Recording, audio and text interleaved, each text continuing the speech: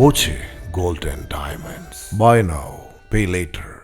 അധ്യാപക സർവീസ് സംഘടന സമരസമിതി ആഹ്വാനം ചെയ്ത പണിമുടക്ക് ജില്ലയിൽ പൂർണ്ണം. പങ്കാളിത്ത പെൻഷൻ പിൻവലിച്ച് പഴയ പെൻഷൻ പുനഃസ്ഥാപിക്കുക, 12ാം ശമ്പള പരിഷ്കരണ നടപടികൾ ആരംഭിക്കുക തുടങ്ങിയ ആവശ്യങ്ങൾ ഉന്നയിച്ചായിരുന്നു പണിമുടക്ക്. എന്നിട്ടിപ്പോൾ പറയുന്നു പുതിയൊരു പദ്ധതി വരുമത്രേ.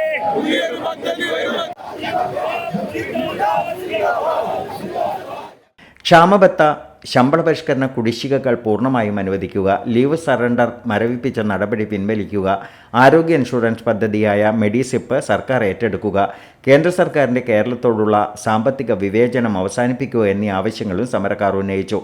ജില്ലയിലെ ഭൂരിപക്ഷം ഓഫീസുകളും അടഞ്ഞുകിടന്നു. തുറന്നു പ്രവർത്തിച്ച ഓഫീസുകളിൽ ജീവനക്കാരുടെ പങ്കാളിത്തം നാമമാത്രമായിരുന്നു. പാലക്കാട് സിവിൽ സ്റ്റേഷനിൽ നിന്നും ആരംഭിച്ച പ്രകടനം അഞ്ചുവിളക്ക് ജംഗ്ഷനിൽ അവസാനിച്ചു. സമരസമിതി ചെയർമാൻ പി വിജയകുമാർ അധ്യക്ഷത വഹിച്ച യോഗം MC Gangadharan, NN Prajitha, CA ഇജു, MS Sreeja, N Satheesh മോൻ, MN വിനോദ് എന്നിവർ സംസാരിച്ചു.